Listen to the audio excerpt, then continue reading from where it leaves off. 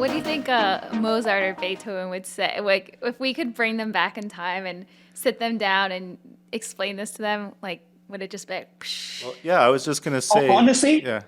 let me add something to that. So I'm a big fan of Bach, as anybody knows.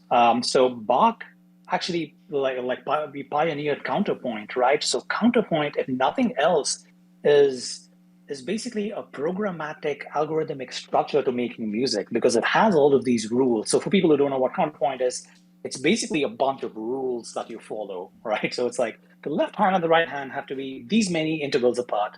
Oh, and it has to be consonant when it's in the beginning of the bar. It can be dissonant when it's in the middle. So it's all these rules. I actually believe, and obviously there's no way to prove this, if Bach had access to technology, he would have actually programmed a lot of this. Because if you listen to a lot of his music, it does sound eerily generative in the sense that it's very, very kind of programmatic. Mm. So, especially with Western classical music, which is so grounded in kind of rules, it actually lends itself very well to generative music. So I just got really excited when you brought that up. No, it's true. I was browsing on your OpenSea, going through the different projects, just clicking, going through each of them, you can hear similarities, right, from real human beings that have made music, from classical to romantic, whatever it is, into this generative music. So there's something to be said, like you said. If they had access to the technology, then would they have created this? Maybe.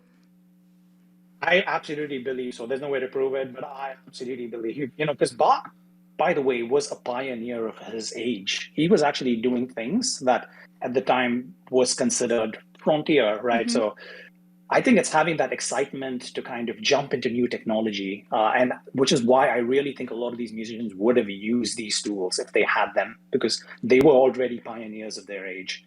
And musicians in general, like that is a thing you see, right? Like the kind of the biggest musical acts were all, believe it or not, the common point is they were all dabbling in new technology. Mm-hmm. Mm.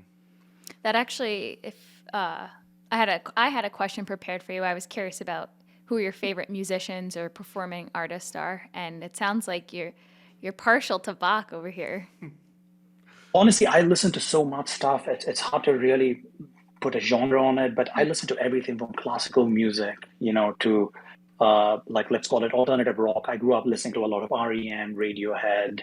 That this was kind of my Nirvana. staple. Mm-hmm. We used to play Nirvana a lot. Oh, Nirvana, yeah. So a lot of alternative rock, grunge growing up, and then today I listen to a lot of mainstream music. I think mainstream music is really having its moment again. I think especially with Afro beats, like really coming into the foray. So yeah, so I'm all over the spectrum. I love all music. I just love what music does to you.